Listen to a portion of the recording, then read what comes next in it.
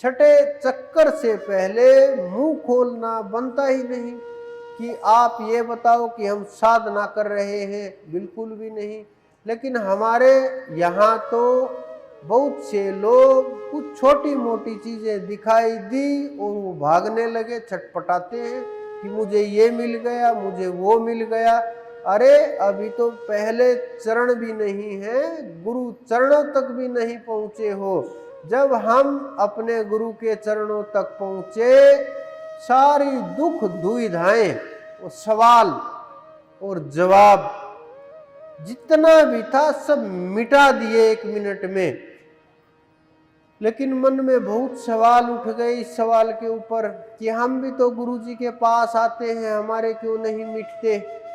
इसी कारण से मैं बोलता हूँ, वो गुरु नूरी गुरु है, वो देह गुरु नहीं है, नूरी गुरु है, शब्द गुरु है।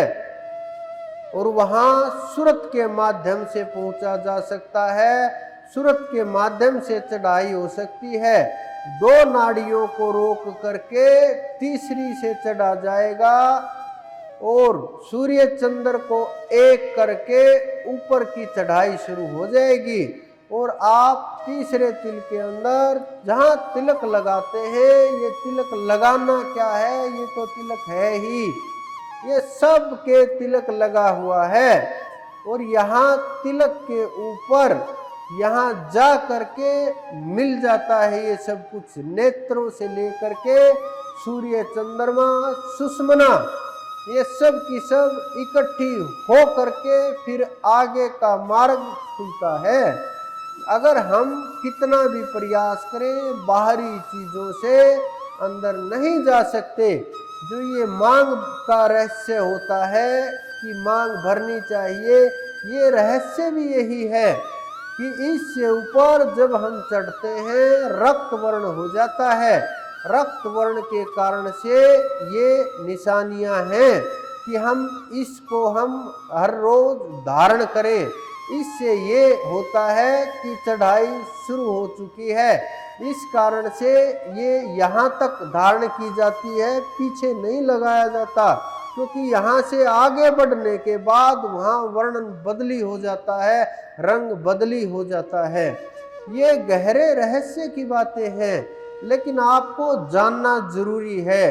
क्योंकि क्या पता इस संसार के अंदर कितना क्या हो, कैसा समय आए। लेकिन आप ध्यान जो है, ध्यान इतना आवश्यक है, इन रहस्यों का भेद खुलना जरूरी है, ताकि कोई भी लोग आपके साथ बात करे, समझे, तो आपको भी चीजें समझ आने लगे, पता चलने लगे और अनुभव होने लगे। तो जब ये चढ़ाई होगी, साकार और निराकार का भेद धीरे धीरे खत्म होने लगेगा। आपको साकार और निराकार की तो बात दूर की है, जब आप गुरु चरण पकड़ करके चढ़ोगे, उनकी चरण रज जब आपके मस्तक से टकराएगी, आपका जीवन, भाग्य, कर्म, काल, महाकाल, सब कुछ रास्ता ही बदल जाएगा। सब पीछे रह जाएंगे। जितनी भी घाटियां हैं आगे आने वाली, कहीं भी मत रुकना। एक एक घाटी इतनी जबर है, इतनी बड़ी है, कोई संसार सागर को तैर करके आगे बढ़े। आगे इससे भी भयानक घाटियां हैं, भयानक प्रकार के। ये नहीं कि बड़े बड़े दांतों वाले राक्षस हैं। आपके मन के अनुसार जो चीजें हैं, अनेक प्रकार की सुख सुविधाएं, अलग अलग प्रकार की चीजें आपको प्रदान की जाती हैं। सिद्धियां भी एक घाटी ही है, सुख और लोक भी घाटियां ही हैं। इनको संत लोग बड़ी घाटियां बोलते हैं, जिनमें रुकने के बाद जीव फिर नीचे गिर जाता है। आप ये समझो, इतनी ऊंची चढ़ाई होने के बाद, गुरु चरणों तक पहुंचने के बाद अगर आप नीचे गिरे तो समझो कि गुरु चरण रोंद करके आप नीचे गिरे हो। आप उस परमात्मा के बिल्कुल करीब जा करके नीचे गिरे हो, और इतना गिरे कि उठ पाना बड़ा मुश्किल होता है। असंभव तो नहीं होता, लेकिन जन्म की हानियां हो जाती हैं। इतना आसान भी नहीं होता फिर वहां ठहरना, क्योंकि मन में संशय हो जाता है, संदेह हो जाता है, शंका पैदा हो जाती है, विचार उठने लगते हैं गुरु के प्रति, और फिर वो गुरु के प्रति विचार उठ करके जीव इधर उधर भटकने लगता है। मेरे पास भी बहुत लोग आते हैं जो 10-10 वर्ष पुराने हैं, भटक भटक करके आ रहे हैं, संसार में तलाश किए लेकिन गुरु नहीं मिलते। गुरु इतना आसान नहीं है मिलना। संसार के अंदर भिन्न भिन्न प्रकार के लोग हैं, भिन्न भिन्न प्रकार के पंथ मजहब हैं, भिन्न भिन्न प्रकार के रास्ते बना दिए गए हैं, लेकिन रास्ता साकार से शुरू होकर के आपके ऊपर खत्म होगा। आत्म प्राप्ति के ऊपर, आपकी प्राप्ति के ऊपर ही समाप्त होगा। अगर ये ना हुआ तो वो मार्ग नहीं है। कोई भी कुछ भी प्राप्त हो जाए, अगर ये नहीं हुआ तो वो नहीं है। तो साधक को सबसे आवश्यकता साधना है। बिना साधना के वहां तक स्थिति नहीं जा सकती। जब बच्चा युवावस्था में जाता है तो फिर वो दुखी होने लगता है, वो काम वेग से दुखी होने लगता है।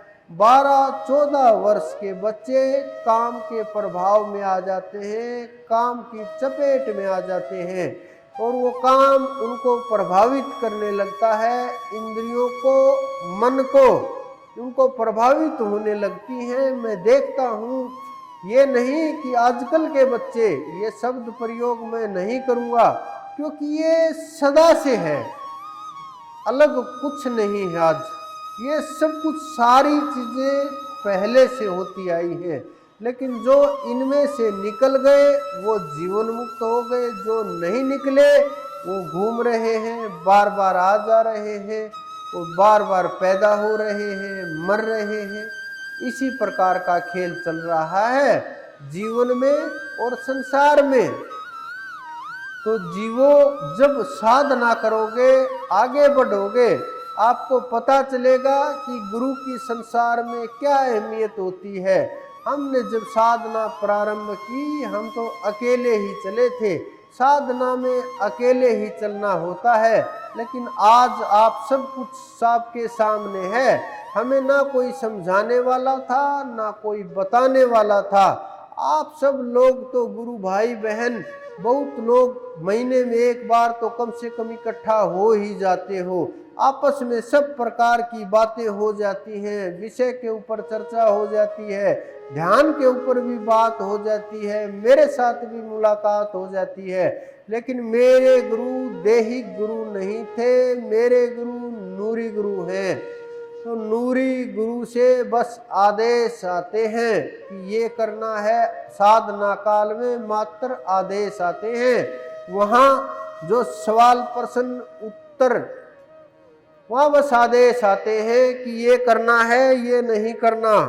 वहाँ कोई अलग प्रकार का नहीं होता, ना वो हर टाइम साथ रहता है। साथ रहते हुए भी अगर वो 24 घंटे साथ ही है, आत्म रूप में विराजमान है, तो भी वो बात नहीं करता हर समय। वो निगाह बनाए रखता है, उसकी नजर रहती है हर समय। कर्म के ऊपर नजर रहती है, मन के ऊपर नजर रहती है, विचार के ऊपर नजर रहती है। जो ही इधर उधर होगा वो पकड़ लेगा, अगला आदेश आ जाएगा। तो बड़ी सावधानी का काम है साधना करना। साधना करना इतना आसान काम नहीं है, लेकिन हम लोग ऐसे ही फंस जाते हैं।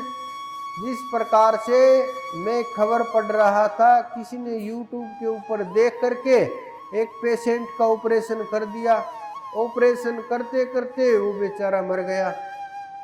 तो इस प्रकार के लोग इस संसार में बहुत हैं कि देख करके, कहीं से काट छाट करके, पता करके, पुस्तकें पढ़ के, कुछ आजकल सुन करके और बोलने लगते हैं। लेकिन जब बारी ऑपरेशन की आएगी तो उन्हें पता है प्रैक्टिकल क्या होगा। प्रैक्टिकल ना उनके पास है, ना प्रैक्टिकल वो करा सकते हैं, ना साधना करा सकते हैं, ना मन का पता कैसे रुकेगा। तो इस संसार के अंदर अगर आप कंपाउंडर से ऑपरेशन कराने का प्रयास करोगे तो शरीर तो खत्म होगा ही होगा, जान भी चली जाएगी, इतनी हानि है। उसी प्रकार से पूर्ण गुरु के बिना अगर हमने नाम दीक्षा ली और मनमानी साधना की, अगर हम इन सांसारिक साधनाओं में अटके तो फिर जान क्या, जन्म तो जाएगा ही जाएगा, आगे भी धूल पड़ जाएगी संसार के अंदर। तो भ्रम में मत रहिए, ब्रह्म की ओर बढ़िए, ध्यान की ओर बढ़िए। तो बहुत सावधान रह करके भी आपको चलना है।